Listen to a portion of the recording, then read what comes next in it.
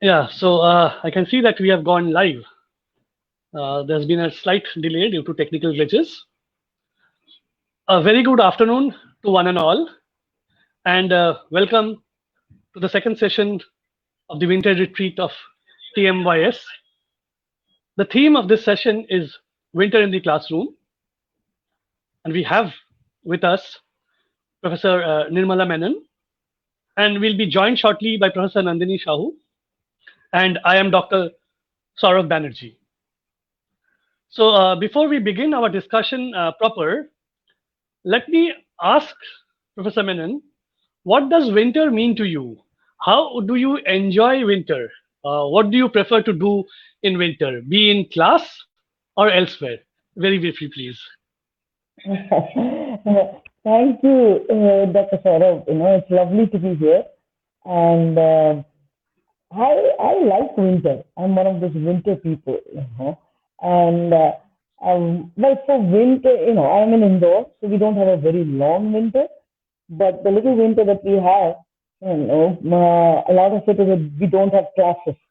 So I may not be in the class, but I generally like to, go out, have some nice, milk with kesar, those kind of things during winter. I think food is really good during winter, and I like to read. So, mhm. Okay, Over to you. okay, and I, I think I can see that Professor Nandini Sahu has also joined us. Welcome, Yeah, welcome, ma'am. And I was thank asking you. Professor Menon. Yeah, and I was asking Professor Menon. So, what winter means to her? So before we begin with our discussion, I would ask you the same question. What does winter mean to you? And what do you prefer to do in winter? I mean, be in class or elsewhere? So very briefly, please. Okay, thank you. Thank you so much. First of all, I'm so sorry I joined a bit late because I'm joining from somewhere else. I'm not in my university, neither I'm at home. So I'm joining from some other place. So I'm really sorry. And this is a very interesting session. Thank you, Coral, and thanks to all the participants and all the panelists in the session for giving me this opportunity. To me, winter means vibrance. Winter is full of promises. Winter is full of life. And winter is one season when I am truly happy and I'm in my elemental self. So for me, winter is full of promises. Okay, that's very nice to hear. So Yeah, now we'll begin, and I'll begin with a quotation from uh, Haruki Murakami. right. There is an instinctive withdrawal for the sake of preservation, a closure that assumes the order of completion. Winter is a season unto itself. Unquote. Now, coming to the theme of the session, we must understand that winter and nature are introduced in the classroom through their representations in literature. When one thinks of winter, the things that come to the mind are freezing temperatures, the ice, the chills, and the snow. Yeah, Now, traditionally, while spring has been a symbol of love, joy, and beginning of a new life, winter has been represented in literature as a symbol of darkness, sadness, old age, uh, ill health. Now, winter has been used as a synecdoche for a bleak year. Yet, winter is also the time for some of the greatest social celebrations and the setting and theme of some great texts in literature. The the list includes Beowulf, Sir Gawain and the Green Knight, Wordsworth's The Lucy Gray poems, Dickens's A Christmas Carol, Raymond Briggs' The Snowman, and of course my favorite, Stopping by Woods on a Snowy Evening, where Frost so longs to watch the lovely, dark, and deep woods fill up with snow on the darkest evening of the year. So we see that it would be a gross oversimplification to stick to this spring good, winter bad binary and see nature only from this perspective. We must delve deep. We find that winter is that time of the year when the normal hustle bustle of the ecology is shut down. Most things go into hibernation, and like we say, nature takes control. Control is the key word here, for that is what human beings try to do with anything and everything. And this desire of the capitalists and patriarchs to control nature has been used as a board to justify exploitation of women. And bleak, like winter, is the fact that a woman is naturalized while nature is feminized and gendered, and both are exploited. The idea that women and nature are inherently linked is a tacit acceptance of their mutual exploitation. It is used to, let's say, reinforce and legitimize gender stereotypes and roles. People like Simone de Beauvoir have always argued that one is not born a woman, but they become a woman, especially because of the proactive act that they perform. Ecofeminism emerged in the mid 1970s alongside the second wave feminism and the green movement. It is that strand of feminism that delves into the domain of environment and ecology and how these are related with the exploitation of women. They draw a link between the degradation of nature and the oppression of women. We have been taught to address nature as Mother Earth. Through this symbolism, what happens is that nature is allegorized as a powerful maternal force, the womb of all human production that caters to our needs and necessities time and again. And winter in nature is a representation of women in a state of getting ready to bring forth new life. This idea is a comforting analogy, except for the fact that it lingers on gendered and sexist language that is reinforced in the lives of women, expecting them to possess the same nature as the nature of Mother Earth. This entire, again, quote unquote, savior complex that a man is the supposed protector of women is reflected here. The mother needs protection. She is incapable of defending her own self. That is what we are taught. Thus, the term that may have risen out of a spiritually rich tradition or traditions has now come to represent the twin exploitation of the patriarchal society. Both nature and women are expected to be accepting, available, and accommodating of the desires of men. We know that nature will never come down on earth to rationally deliberate with its exploiters, nor will humans ever engage in any argument with nature, just like men historically have never seen fit to deliberate with a woman who is deemed emotional, lacking in deliberative capacity. Even Aristotle thought so, and is too mercurial for logic and reason. Likewise, let's say since nature can also never say a no to its exploiters, it is often assumed that a woman will also never say a no. Or if she dares, then there is a hidden yes in it. Now, this is very melodramatic, very Mills and Boonish, and even very Bollywoodish. Nature is also seen as a site of sexual enticement and ultimate seduction.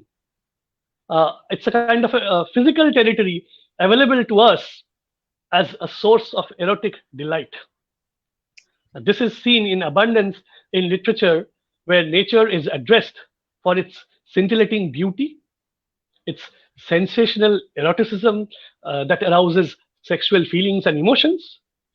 Nature in poems is often discussed in reference to a woman's life cycle like, say, reproduction, fertility, etc. Phrases like virgin earth, fertile land, and barren soil should ring a bell in our minds. An ideal girl must always be virgin and fertile, and both these can only be opened when she marries rather. A barren woman is either a witch or some other form of evil, and therefore should be shunned. These socially constructed phrases are legitimized when they're used to address nature, a pure and divinely ordained entity.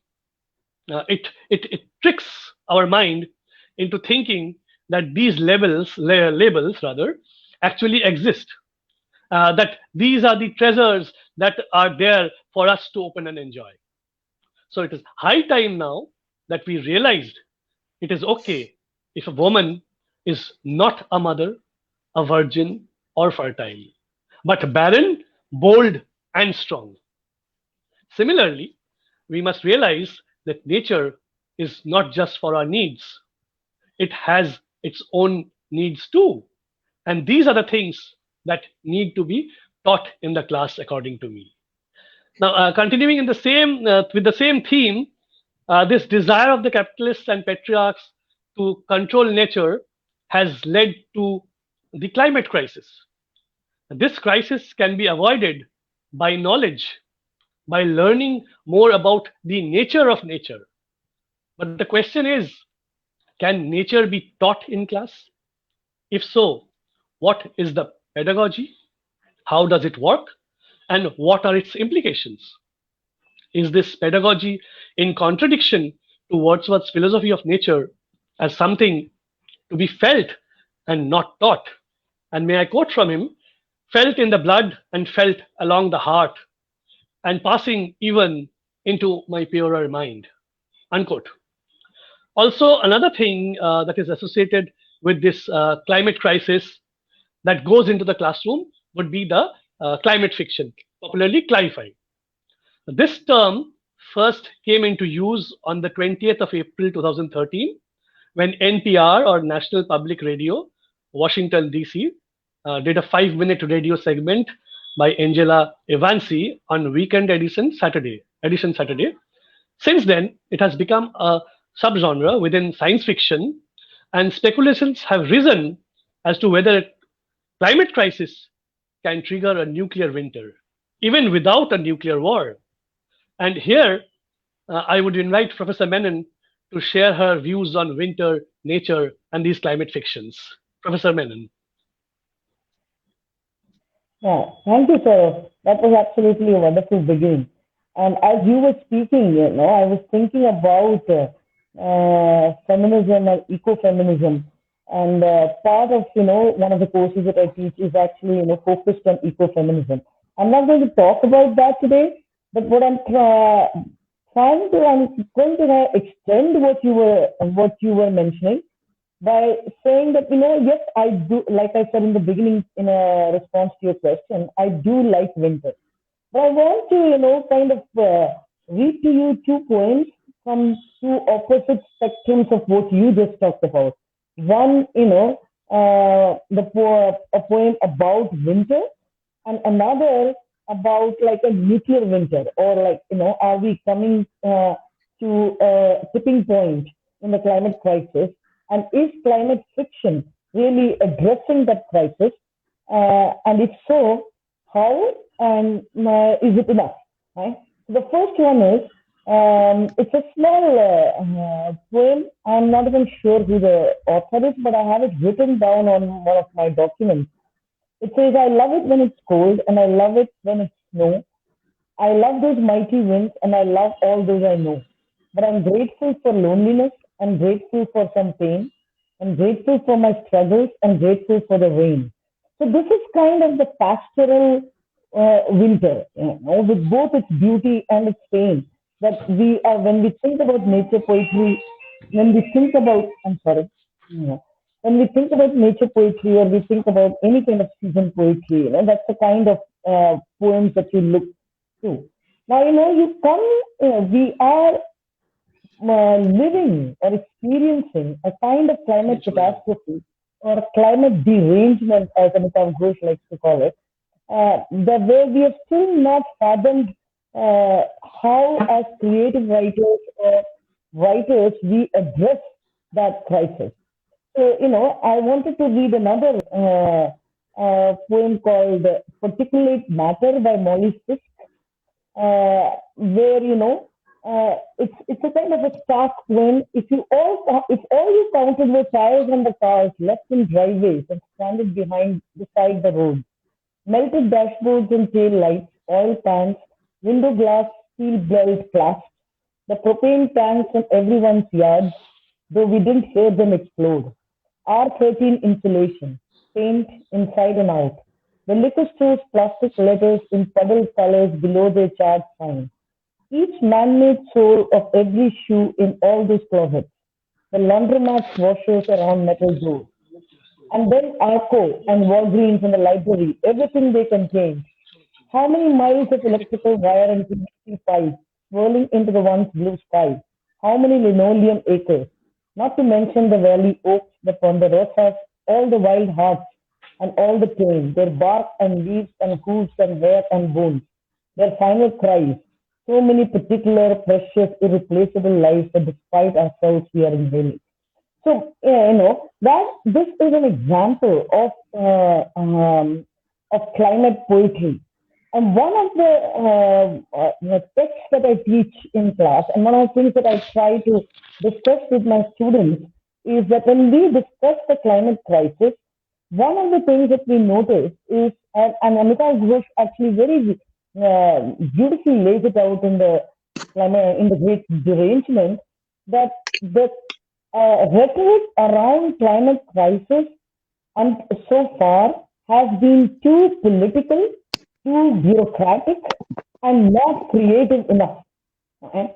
If this is a crisis, if it is a collective crisis that we have to address together as humanity, then it behooves us to kind of find creative ways of addressing that. So, Ghosh actually says that, we don't have enough climate fiction and that we really need to have climate fiction stories, narratives that talk about catastrophe in a way that kind of breaks through,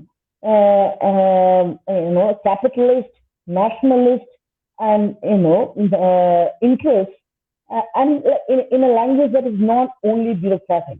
Right? So it kind of focuses on the climate crisis. And the examples that that Ghosh uses in his text are two very different documents. One of them is the Paris Climate Treaty, which is lauded around the world as being one of the most progressive ones. And the second one is a letter, Laudato Si, from the Pope, about the climate crisis. Right? And what is so stark, the stark difference between these two narratives is that the scientific document, or the document that is supposed to focus on strategies and points, actually keeps skirting around the catastrophe. It keeps kind of, the catastrophe on the margins, is very careful about the words it chooses, really does not make anyone accountable, least of all corporations or capitalists, uh, and still tries to get, incremental things done, right? Whereas, the Pope's letter, on the other hand, does exactly the opposite. So, in other words, you find that in these two narratives, the Pope's letter is far more direct and less prophetic, whereas the Paris Treaty ends up as a document that seems like full of possibilities, full of miracles that may happen, if we do this. Right? And so what you actually see is that as humanity or as a species, we have not yet confronted climate crisis in the way that we should understood or acknowledge it as this, as this at the level or the scale of the crisis. And so I feel, and I think, as a teacher and as an educator, I do think that fiction, narratives, and stories are the ones that will actually get that story to to people, and help them understand, how we might have a collective response to it. It is not going to be done through, through the treaties or through bureaucracies. And I think climate fiction, um, uh, uh, uh, calling it climate fiction as a subgenre or Anthropocene fiction, though climate fiction tries to move away from anthropocenity in the sense that, thinking of the human being as a center of the earth and trying to make it more expansive and inclusive. So that's really, like, where I think that, when you talk about the winter, winter of our species, or if we talk about the biggest crisis that is facing mankind today, I would think of it as the climate crisis. And I would actually urge, and I do think that now we have on social media as well as groups, and I think, TMYS also has, like, climate fiction as one of the subgenres, and we are seeing more and more narrative works come out, both poetry as well as literature. And as we teach them at every level of our pedagogy, at every level of our education, I think we will find that we will have a little bit, perhaps, progress, as well as buy some time for the planet, as it were. So for me, pedagogy, there is pedagogy at different levels. The primary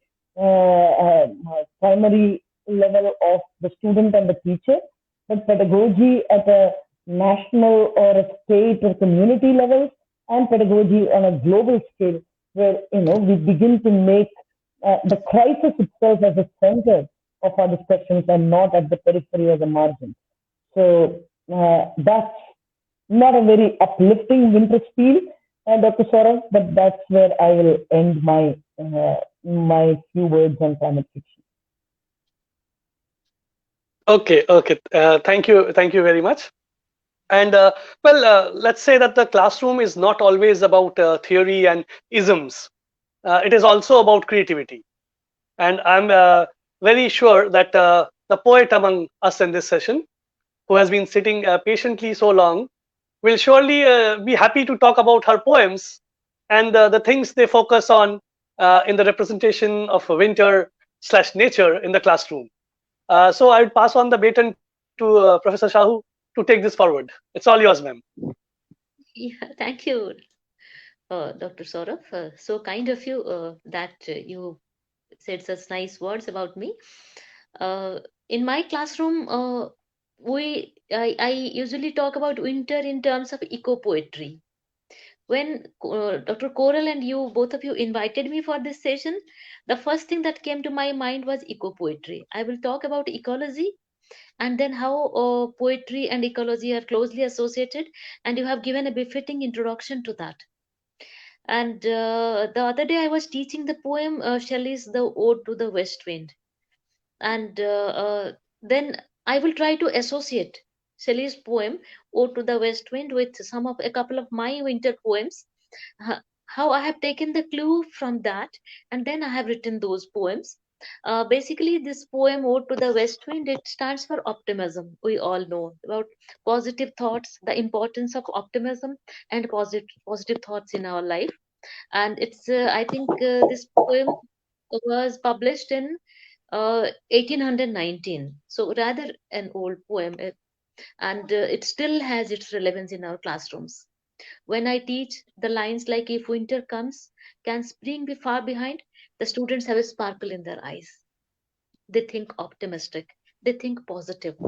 So this poem has five cantos. The poem "Ode to the West Wind," and each section consists of four tercets, and it begins with the three sections describing the winter's effects on planet Earth, how winter actually changes planet Earth towards positivity, towards optimism. And in the last two sections, Shelley, he speaks directly to winter, to the west wind. West wind stands for winter to me, and he directly speaks to the west wind and asking the winter season, the west wind, to lift him up, to give him that power, that positivity. to live an optimistic life, and he is asking winter to make him its companion. And the poem definitely ends with an optimistic note, and it says that if winter days are here, that means if the days of suffering, pain, bitterness are here, the days of beauty, positivity, optimism, love are out there, they are coming to you, so you have to only wait with patience. So with that note, since I'm invited as a poet, and also Dr. Saurav kindly introduced me as the creative writer here, so please permit me to recite a couple of my poems on the theme winter. One of the poems is December Again. So December is very cold, winter in its peak, and the poem was written in December. The title of the poem is December, comma, Again. December again, the month to feel all feelings. I feel otherworldly, as if for ages to come, twisting libelous thoughts make me gloomy as belated hours. I pick stars for me and my love. Now flowers bloom, the sweet scent of joy blows on the breeze. The rising sun renews the world. See, the renewal of the world is the theme. In the long, dark nights, the clouds of exhaust vapor in the eastern region and my heart's horizon. Now I become a withered blossom of bygone months. Now I smile and now I wail. Now I hold with you sweet in my arms, and now, like purple haze, you disappear. Now I feel like saying farewell to all those bittersweet memories. Write a lyric for you with words carefully chosen, musically harmonious, vowels manipulated in euphony. Now I beg alms in the door of words, yet now I sing all day long. My grand tribute to love, music resounds with winged fancies. December again. Luxurious winter again. See, I associate winter with luxury. Luxurious winter again. In my new heartbeat, I rediscover my love away in the grand mirror palaces of Maharani Palace. I roam alone where the past shaped life royal, their attitude forming an edifying quest. In the mountain tops of Udaipur, mirrors, whirling, dazzling skirts, camels, grand, decorated elephants, dreamy forts, and dancing puppets. In local trains, hot coffee and the tramp nuzzing at our elbows, watching the never ending yellow mustard fields and long deserted deserts of Rajasthan. I find you hazy, watery eyes lost into the horizon. You are an image, the silhouette, sharp. I pursue the image, bewitched by love's smiths. Now you are near, and now in a flux, far. This December, silence of seas brood over. In December, I become I. I live my dreams, my elemental dreams, and my hallucinations, of course. I open my eyes in lazy, cool mornings.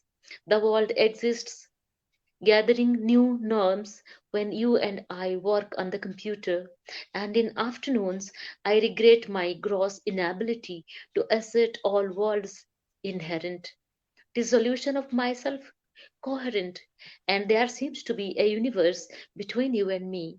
But for my books, my poetry, my alphabets, my blue sky, my life mine, all mine.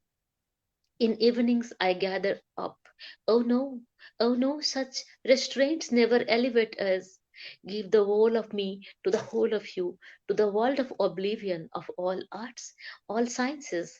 In December wintry nights, I feel more netted and slender, wipe off lonely, sleepless hours of desire. December again, the month of homecoming across half the globe. Let go, soft disk memories of younger sisters growing malarial, dead young brother, parents, kith and kin half forgotten, typical New Year wishes from friends, formal, gold medals to feel proud, own people now foreign, oblivious of the same apartment neighbor, overcrowded topsy-turvy people around this December. Tears feel no more like tears. Your face eclipses every other face. Your young smile beams in the browsers of the heart. Now the heart is free of right and wrong. December is the month of floating images, of events like swinging clocks, when memory rustles down and spreads its arm to the bottom of the bone marrow, from heart to soul, with a life full of Decembers, a time to feel all feelings December again.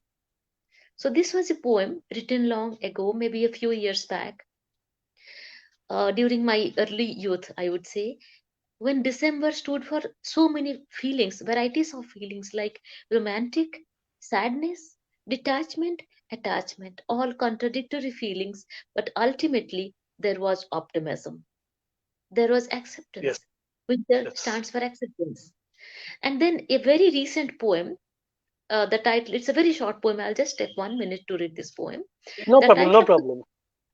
yeah, the title of the poem is Delhi, 10 a.m. Winter. It's a very modern poem. It's a postmodern poem, you can say. Delhi, 10 a.m. Winter. So at 10 a.m. in the morning in Delhi, it's still very dark outside. You don't get the sun in winter. Now, January, it's so dark even till 10 a.m. The poem is, did you hear it right? Did you hear it right? It's 10 a.m. January, Delhi. Hitherto, no light. The sun is earnest and quiet. The mist hangs heavy overload. Chandni Chowk is fighting with seclusion. A man with hands in his heavy coat pockets whistles a tune to battle the chill. No listeners out there. Vaishnava Janato, the song goes on. An old man, a freedom fighter, maybe, takes a proud walk in Rajghat. His teenage granddaughter prefers Lady Gaga on her iPod, watching for grandpa in the car, waiting for grandpa in the car. Vaishnava Janato in Rajghat. No listeners out there. Delhi, the city of mosques and minarets, the city of war and peace, stands still at 10 a.m. It's still a little dark. Did you hear it right? January, Delhi, 10 a.m. A tender delight. So, this is the mood in winter, a tender delight. All happy feelings, all good feelings, optimistic, positive feelings come to the poets in winter. Winter is the season of celebration, love, romance, and our connect with nature. Winter makes me open up petal by petal. I am myself, my elemental self during winter. Okay, that was, I mean, those two are beautiful. And you've covered a, I mean, huge range from being inspired by Ode to the West Wind to the postmodern poem about iPhones and technology and all. I mean, what else could be there in the poems? So that was wonderful. And now let us talk about something else. Like, I'll put forward a question to both of you. Anyone can take it.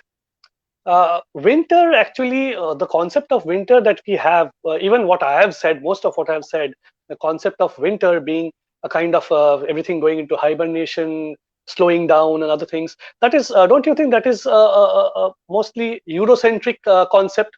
Like winter, I can see I have the ceiling fan on. Uh, Indoor is not very cold. Only Delhi maybe has a bit of chill in the evening. So that's it.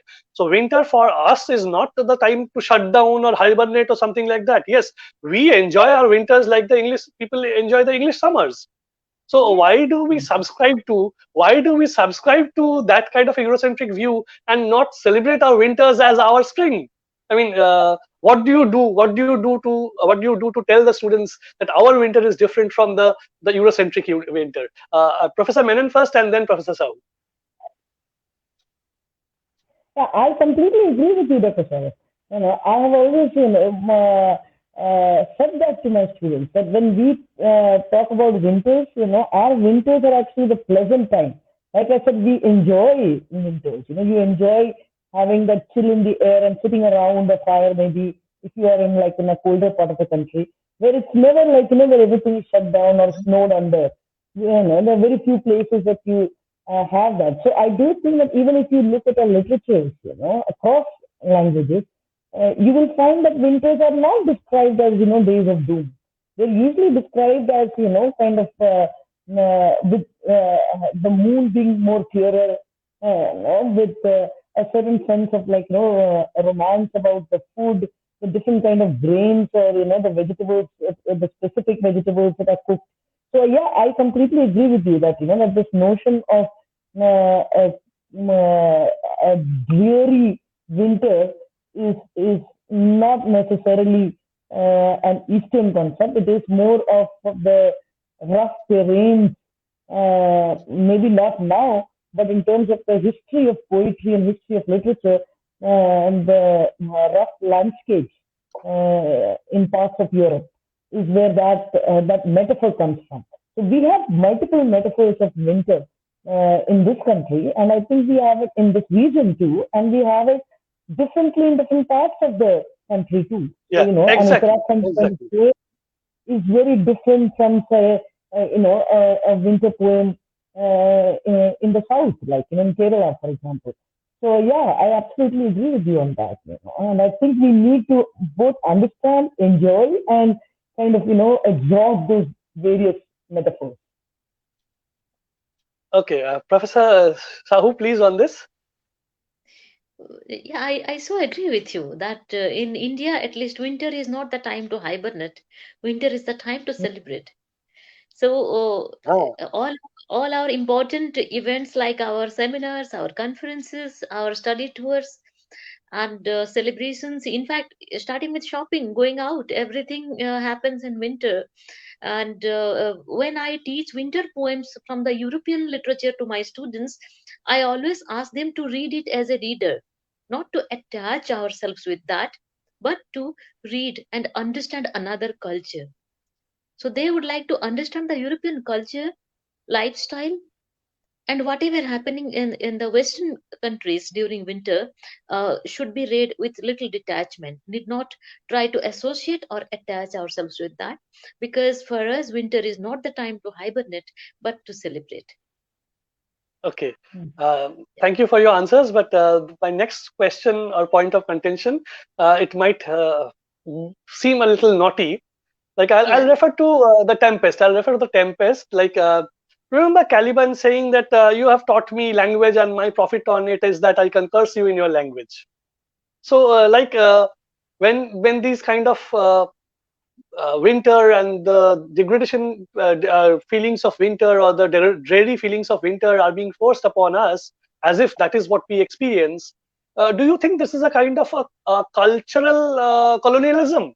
And if it is so, should we not fight back or hit out at the European literature with our own interpretations and complete different interpretations and celebrations of winter? What can we do to counter this? Your suggestions and your views on this.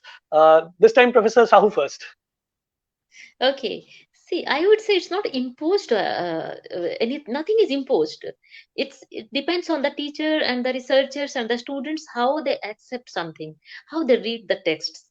Like they can read a text from Western literature, and they do not have necessarily to associate themselves with that, which I already told you. So maybe we can take some examples, some ideas from our own literatures, our Indian literatures, and then associate, maybe compare that with Western literature, how a snowfall is accepted in some Western text, and how it is accepted in some Indian text. Maybe that kind of comparative analysis will make our students a bit clear. So I can give you a small example here, that suppose someone is wearing white dress in Indian context. A woman is wearing a white sari. Yes. In Indian context, she is a widow. So we feel Mm. sad, okay, she became a widow. But if someone is wearing a white gown in Western context, it's her wedding Mm. dress, it's her wedding gown. So we Yes. have to differentiate like that. That white stands for something to us, and the color white, a white dress, a white gown stands for something else to them. Similarly, Yes. winter stands something for them, it stands for something else to us. We have to understand both. We have to make a comparative analysis of both. Yeah. So that Correct. will Correct. it Absolutely. become stand clear. Yeah. Yes. And Professor Menon, your views on this? Yeah, I completely agree with Mr. Sahu. I think, any kind of stories or narratives that come from a particular place is always contextualized for that place. That does not mean that we do not understand a Russian story that is set in a very harsh winter and the kind of, narratives that might come from there and teach that to our students while also kind of, both ensuring that they understand and know our own stories, but also that our stories also travel, and so they know what a winter in India is like, right? So I'm thinking, but I want to get to your question, where you specifically asked, if it's a kind of a colonial hangover, right? The colonial hangover comes from, Yes. uh, uh, what is her name? Chimamanda Ngozi. The African writer, she talks about when she was a young girl in Africa, growing up in Africa, and trying to write novels or trying to write stories. And when she tried to write stories, the only examples that she had around her were, British stories or British fiction, right? So she says that, when as a child or as a young girl, when she was trying to write stories, her stories would, people would be eating apples and not mangoes because, even though there were no apples where she lived, and that people Mm. would, they would be they would be drinking root beer, though she had no idea what root beer was. Yeah. Yes. And, Yes. and that, they were always talking about when the sun would come out. Right. Whereas in Africa, you really didn't need to talk about when the sun would come out, right? Uh, and so that, and she says there's a lack of having literature about Africa around her for her to read. And what African writers did was to give her that context. So I get your point. I think it is important that our stories are also circulating so that they are contextualized and people and young writers or young students have an opportunity to learn from those stories and to understand those stories. But I also think that it does not mean that we should not understand what happens in, say, in Poland or in Russia or the kind of winters that different parts of the globe experience. And I do think that students today are actually more aware of the globality of all of these experiences and the diversity of them than perhaps we were when we were younger, because their access to the world through different platforms is so much wider and so much more expansive. Okay. Does that answer Yeah. your Thank you. question? That was really well explained. Yeah. Of course. Of course. That was really well explained. So I think we are almost at the end of our time, and if you permit me, I cannot resist the temptation of ending by quoting a few lines from Albert Camus. So Sure, I please. quote, Yeah. yeah, I quote, in the midst of winter, I found there was within me an invincible summer, Yes. and that makes me happy.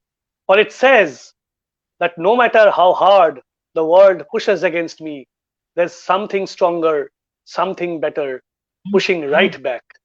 Unquote. So, on that note, I think we'll have to end our session here.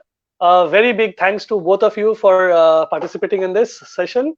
Thanks, Okay. TMYS, for also arranging and letting me moderate and speak in this session. So, it's goodbye from me. Thank you, Doctor, Thank for you. moderating the session so nicely. You really did it Yes. very nice. Yeah. Thank Yeah. you. Thank It's you Thank you. my so much. pleasure. It was fun. It's so much Bye-bye. fun Okay. to listen to Ode to the West Wind. It's been a long time since I heard that. Yeah, so thank you, Dr. Savi. That was wonderful, and thank you, sir. Yeah. Thanks, Yeah. Sharmin. And I thank you thoroughly for enjoyed connecting my with us for some conversation nice with both of session. you. Bye-bye. Thank you. Thank